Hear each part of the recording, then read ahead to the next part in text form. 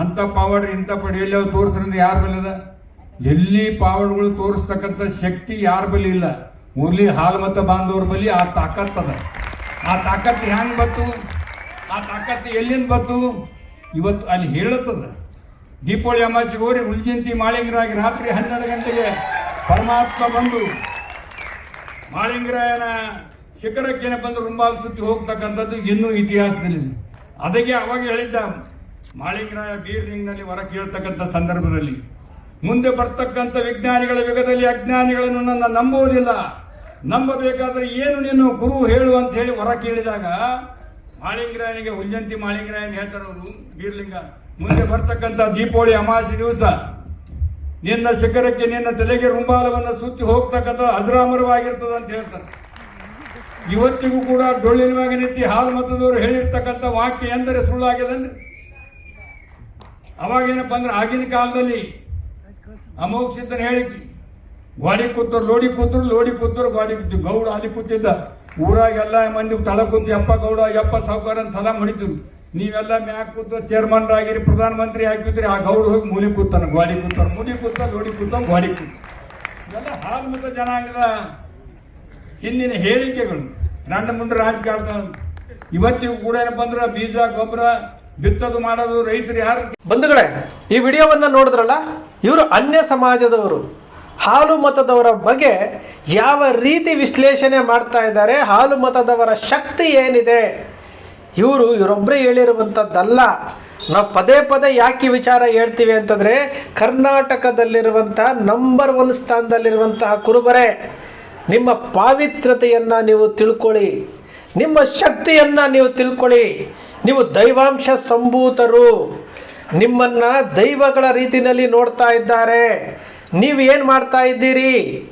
ಇಡೀ ಸಮುದಾಯವನ್ನು ಯಾವ ರೀತಿ ತಗೊಂಡು ಹೋಗಬೇಕಾಗಿತ್ತು, ಗುರುವಿನ ಸ್ಥಾನದಲ್ಲಿ ನಿಲ್ಲಬೇಕಾದಂಥವರು ನೀವು ಇವತ್ತು ವೋಟ್ ಬ್ಯಾಂಕ್ಗಾಗಿ ಬಳಸ್ಕೊಳ್ಳುವಂತಹ ರಾಜಕೀಯ ಪಕ್ಷಗಳಿಗೆ ಏನು ಬಳಕೆ ಆಗ್ತಾ ಇದ್ದೀರಲ್ಲ ನೀವು. ಇವರು ಹೇಳ್ತಾ ಇರುವಂತಹ ಮಾತುಗಳನ್ನು ಕೇಳಿ, ಹುಲಿಜಂತಿ ಮಾಳಿಂಗರಾಯರ ಬಗ್ಗೆ, ಬೀರಪ್ಪರ ಬಗ್ಗೆ ಹೇಳ್ತಾ ಇರುವಂಥದ್ದು, ಹಾಲು ಮತದವ್ರ ಬಗ್ಗೆ ಹೇಳ್ತಾ ಇರುವಂಥದ್ದು, ಕೋಡಿಮಠದ ಸ್ವಾಮೀಜಿಯವರು ಹೇಳಿರುವಂಥದ್ದು, ಮತ್ತು ಯಾರ ಗದಗ್ನಲ್ಲಿ ಒಬ್ಬರು ಸ್ವಾಮೀಜಿ ಹೇಳಿರುವಂಥದ್ದು, ಪ್ರದೀಪ್ ಈಶ್ವರ್ ಹೇಳಿರುವಂಥದ್ದು, ಅಲ್ಲಮ ಪ್ರಭುಗಳು ಹೇಳಿರುವಂಥದ್ದು, ಸರ್ವಜ್ಞ ಹೇಳಿರುವಂಥದ್ದು, ತಿಂತಣಿ ಮೌನೇಶ್ವರ್ ಹೇಳಿರುವಂಥದ್ದು, ಎಷ್ಟು ಜನ ಇತಿಹಾಸದಲ್ಲಿ ಹೇಳಿದ್ದಾರೆ, ಇವತ್ತಿಗೂ ಹೇಳ್ತಾ ಇದ್ದಾರೆ. ಆದರೂ ಸಹ ನಿಮಗೆ ನಿಮ್ಮ ಸಮುದಾಯದ ಬಗ್ಗೆ, ನಿಮ್ಮ ಸಮುದಾಯದ ಪಾವಿತ್ರ್ಯತೆ ಬಗ್ಗೆ ನಿಮಗೆ ಅರ್ಥ ಆಗ್ತಾ ಇಲ್ಲ. ಇವತ್ತಿಗೂ ಸಹ ಗುಲಾಮರಾಗಿ, ಇವತ್ತಿಗೂ ಸಹ ಜೀತದಾಳಗಳಾಗಿ ನಾವು ಜೀವನ ಮಾಡ್ತಾ ಇದ್ದೀವಲ್ಲ. ಆ ಸೋಷಿಯಲ್ ಮೀಡಿಯಾದಲ್ಲಿ, ವಾಟ್ಸಪ್ಪಲ್ಲಿ ಕೂತ್ಕೊಂಡು ಕೆಲಸಕ್ಕೆ ಬಾರದಂತಹ ವಿದ್ಯಾವಂತರು, ನೀವು ವಿದ್ಯಾವಂತರಾಗಿ ವಾಟ್ಸಾಪ್ನಲ್ಲಿ ಕೂತ್ಕೊಂಡು ರಾಜಕೀಯ ಪಕ್ಷಗಳಿಗೆ ಏನೋ ಸಮರ್ಥಕರ ಹಾಕ್ಕೊಂಡು ಅವ್ರನ್ನ ಹೊಗಳ್ಕೊಂಡು ಇವ್ರನ್ನ ಹೊಗಳ್ಕೊಂಡು ಕೂತ್ಕೊಳ್ತಾ ಇದ್ದೀರಲ್ಲ. ಸಮಾಜ ಇವತ್ತು ಅಧೋಗತಿಗೆ ಹೋಗ್ತಾ ಇದೆಯಲ್ರಿ, ಅಧೋಗತಿಗೆ ಹೋಗ್ತಾ ಇದೆಯಲ್ಲ. ಸಮಾಜವನ್ನು ಬಳಸ್ಕೊಳ್ತಾ ಇರುವಂಥವ್ರು ನಮ್ಮವರೇ. ಸಮಾಜವನ್ನು ಬಳಸ್ಕೊಂಡು ಸಮಾಜವನ್ನು ಯಾವ ರೀತಿ ಹೊಡಿಬೇಕು, ಸಮಾಜದ ಹೋರಾಟವನ್ನು ಯಾವ ರೀತಿ ಓಡಿಸ್ಬೇಕು ಅಂತೇಳಿ ಬೇರೆಯವರು ದಾಳವನ್ನು ಉಳಿಸ್ತಾರೆ. ಆ ದಾಳವನ್ನು ಯಾವುದು ಅಂತ ತಿಳ್ಕೊಳ್ಳೋಕ್ಕಾಗದೆ ಇವತ್ತು ಹೋರಾಟಗಾರರಲ್ಲಿ ಭಿನ್ನಾಭಿಪ್ರಾಯವನ್ನು ಸೃಷ್ಟಿ ಮಾಡುವಂಥ ಕೆಲಸ ಆಗ್ತಾ ಇದೆಯಲ್ಲ. ಅದನ್ನೂ ಸಮರ್ಥನೆ ಮಾಡ್ಕೊಳ್ತಾ ಇದ್ದೀರಲ್ಲ, ಅದನ್ನೂ ಸಮರ್ಥನೆ ಮಾಡ್ಕೊಳ್ತಾ ಇದ್ದೀರಲ್ಲ. ಕೋಟಿಗಟ್ಟಲೆ ಹಣ ಇವತ್ತು ಕುರುಬರ ಹಣ ಲೆಕ್ಕ ಇಲ್ದಂಗೆ ಹೋಗ್ತಾ ಇದೆ. ಬಾಯೇ ತೆರೆಯೋದಿಲ್ವಲ್ರಿ ನೀವು, ಬಾಯೇ ತೆರೆಯೋದಿಲ್ವಲ್ಲ. ಕುರುಬ ಸಮುದಾಯವನ್ನು ಯಾವ್ಯಾವ ಟೈಮಲ್ಲಿ ಯಾವ್ಯಾವ ರೀತಿ ಬಳಸ್ಕೊಳ್ತಾ ಇದ್ದಾರೆ. ನಮ್ಮ ಮುಖ್ಯಮಂತ್ರಿಗಳಿಗೆ ಏನು ಕುರ್ಚಿಗೆ ಸಮಸ್ಯೆ ಬಂದಾಗ ಸಂಗೊಳ್ಳಿ ರಾಯಣ್ಣನವ್ರ ಬಗ್ಗೆ ವೇದಿಕೆ ಮೇಲೆ ಮಾತನಾಡಿದ್ರು. ಕಳೆದ ಬಾರಿ ಸಂಗೊಳ್ಳಿ ರಾಯಣ್ಣನವರ ಬಗ್ಗೆ ಸಿಕ್ಕಾಪಟ್ಟೆ ವೇದಿಕೆ ಮೇಲೆ ಮಾತಾಡಿದ್ರು. ಸಂಗೊಳ್ಳಿ ರಾಯಣ್ಣನವ್ರನ್ನ ಹಿಡ್ಕೊಟ್ಟವರು ನಮ್ಮವರೇ ನಮ್ಮವರೇ ನಮ್ಮವರೇ ಅಂತ ಹೇಳ್ಕೊತಾ ಬಂದರು.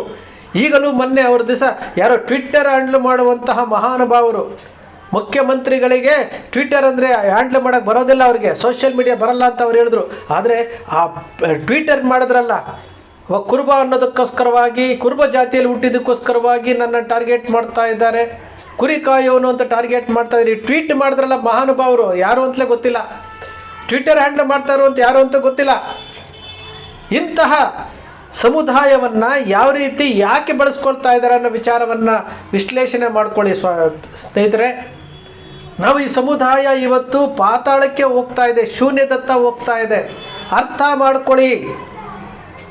ಅಂತಿಮ ಹಂತಕ್ಕೆ ಬರ್ತಾ ಇದ್ದೀವಿ. ನಮಗೆ ತಡೆಗೋಡೆ, ಮುಂದೆ ಹೋಗೋಕ್ಕೆ ದಾರಿನೇ ಇಲ್ಲ. ಕಂಪ್ಲೀಟ್ ಎಲ್ಲ ಕ್ಷೇತ್ರಗಳಲ್ಲಿ ಏನೂ ಇಲ್ಲ. ನಮ್ಮಲ್ಲಿ ನಾವೇ ಕಾಲು ಎಳ್ಕೊಳ್ತಾ ಇದ್ದೀವಿ.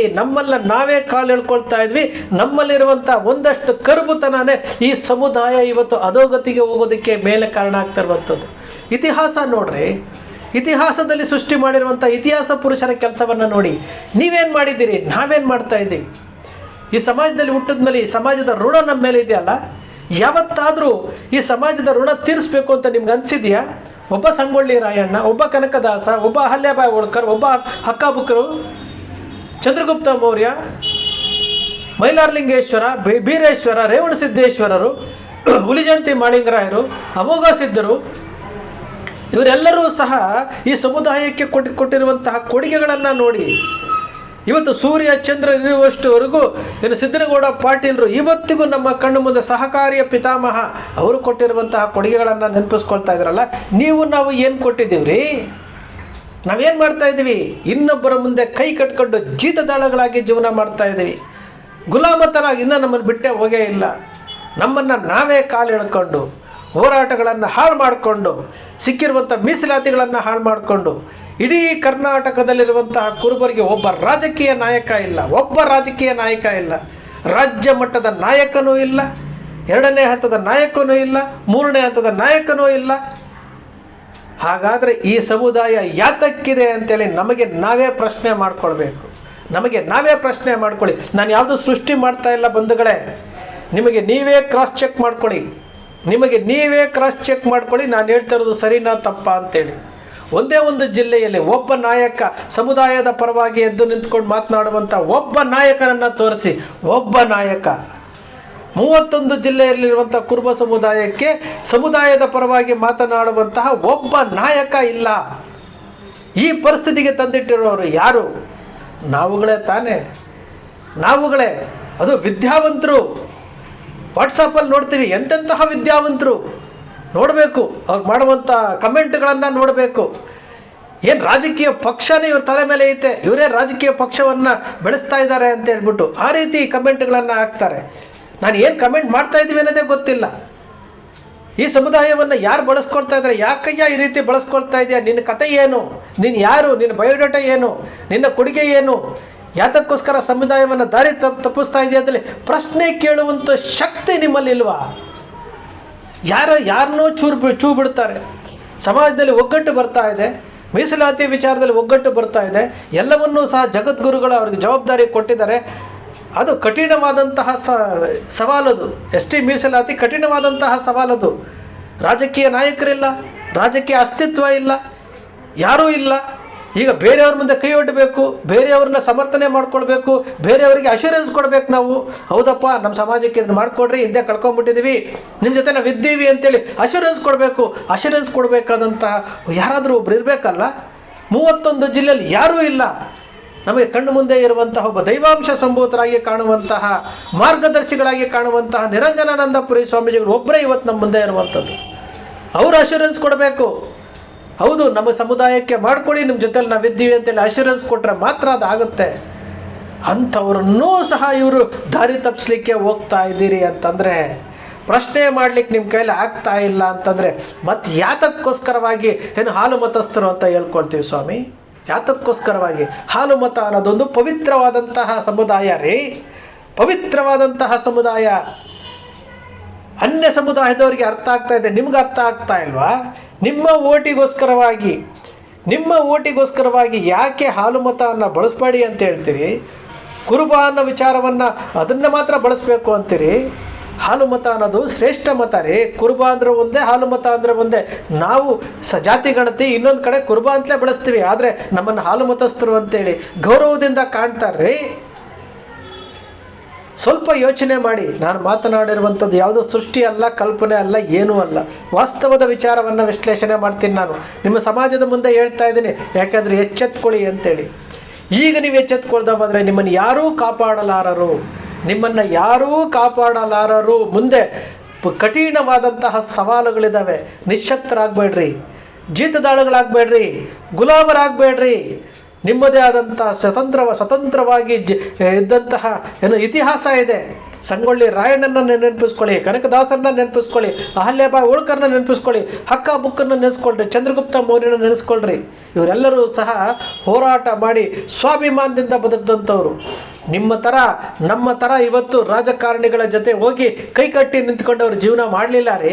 ಅರ್ಥ ಮಾಡ್ಕೊಳ್ತೀರಾ ಅನ್ಕೊತೀವಿ. ನಿಮ್ಮ ಕನಕ ಟಿ ವಿ ಸೃಷ್ಟಿ ಮಾಡಲ್ಲ, ಕಲ್ಪನೆ ಮಾಡಲ್ಲ, ವಾಸ್ತವದ ವಿಚಾರವನ್ನಷ್ಟೇ ವಿಶ್ಲೇಷಣೆ ಮಾಡುತ್ತೆ, ಸತ್ಯಾಂಶಗಳನ್ನಷ್ಟೇ ವಿಶ್ಲೇಷಣೆ ಮಾಡುತ್ತೆ. ಕನಕ ಟಿ ವಿಯ ವಿಶ್ಲೇಷಣೆ ನಿಮ್ಗೆ ಇಷ್ಟ ಆಯಿತು ಅಂದರೆ ಸಬ್ಸ್ಕ್ರೈಬ್ ಆಗಲಿಲ್ಲ ಅಂದರೆ ಸಬ್ಸ್ಕ್ರೈಬ್ ಮಾಡ್ಕೊಳ್ಳಿ, ಪಕ್ಕದಲ್ಲಿ ಕಾಣುವಂಥ ಬೆಲ್ ಐಕಾನ್ ಪ್ರೆಸ್ ಮಾಡಿ, ಶೇರ್ ಮಾಡಿ, ಪ್ರೋತ್ಸಾಹ ನೀಡಿ.